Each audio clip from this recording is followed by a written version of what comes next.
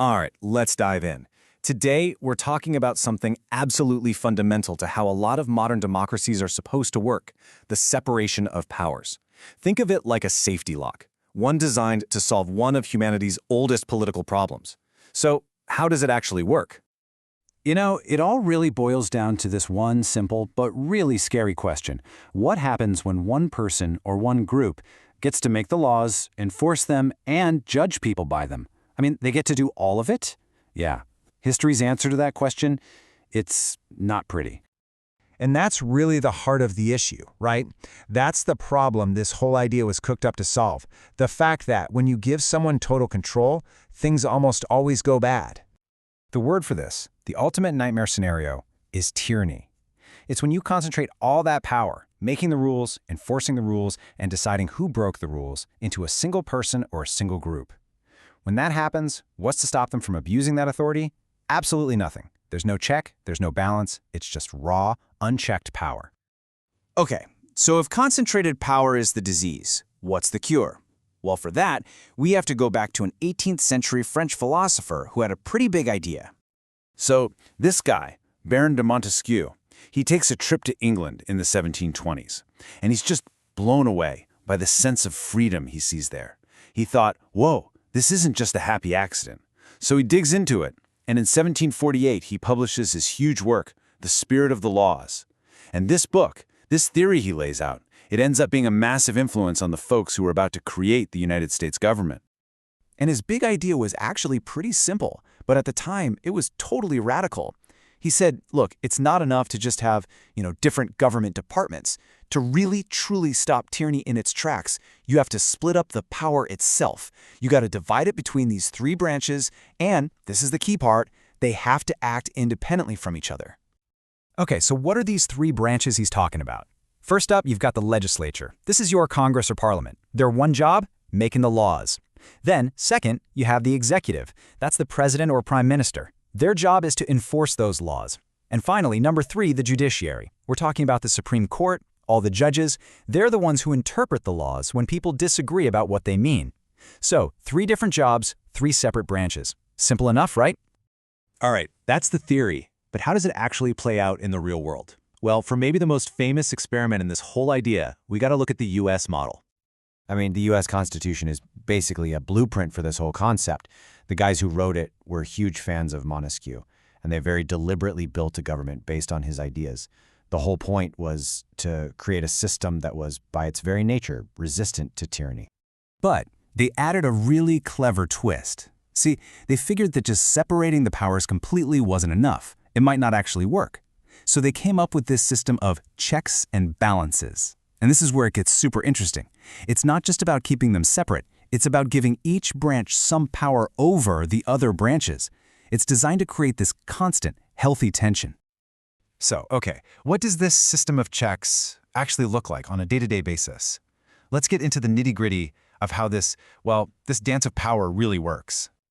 Okay, here's the classic example. Let's say Congress passes a new law. The president, as the executive, can just say, nope, and veto it. Boom. That's a check on Congress's power. But it doesn't end there. Congress can turn around and say, oh yeah, and if they can get a 2/3 majority in both houses, they can override that veto. That's the balance. And you see this same push and pull with things like foreign policy or picking people for big government jobs. The president can make a treaty with another country or pick someone for their cabinet, sure, but they can't just make it official. The Senate has to sign off on it. They have to ratify the treaty or confirm the appointment. That's another huge check on the president's power. And don't forget the courts. They get to play too. The Supreme Court has what might be the ultimate power move over Congress. They can look at a law Congress passed and just say, sorry, this violates the Constitution, and poof, the law is gone. But even the judges aren't untouchable. Congress has the power to impeach them if they step way out of line. And this table right here, it really shows you that tug of war in real life. You can see modern presidents use their veto power a decent amount. Bill Clinton, 37 times. But look at the overridden column. It is so hard for Congress to get the votes to fight back. It happens, sure. Bush got overridden 4 times, but it's rare. This data really drives home that the check is very real, and the balance is a super high bar to clear. It just shows you how much tension is baked right into the system. Okay, but let's be real. For as influential as this idea is, it's not perfect. It's got plenty of critics, and they ask some tough questions. Like, is this perfectly clean separation of powers even possible? Or is it just a nice theory that kind of falls apart in the real world? Well, the critics have a pretty long list of complaints. For starters, they say this idea of absolute separation is a total myth. In reality, the branches have to work together. They're dependent on each other. And all this friction that's supposed to be a good thing, it can just lead to gridlock where nothing gets done.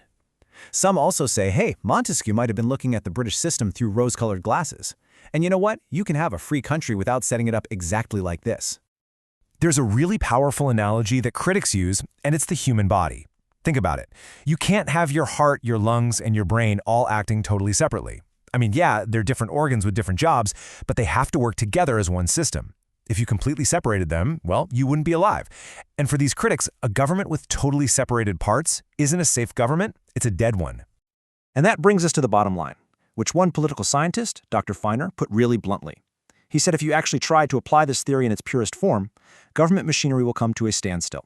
You don't get safety, you get paralysis. The whole thing just stops. And it's so important to remember that this American model isn't the only way to do things. Take the Westminster system, which you see in the UK, Canada, and other places. There, the executive and the legislature aren't separate at all. They're actually fused together. The prime minister and all the top ministers are also members of parliament. It's a totally different philosophy, and it just goes to show you that there are other ways to build a functioning democracy. So, at the end of the day, what's the big takeaway here? Well, the main thing to get is that separation of powers isn't some rigid, unbreakable rule. It's more like a guiding principle, an ideal.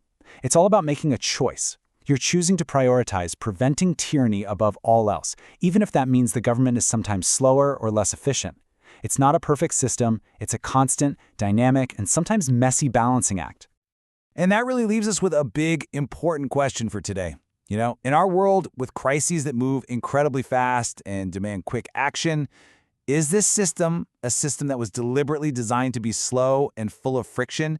Is that a feature we need to protect, or is it a bug that we need to fix for the 21st century? Definitely something to chew on.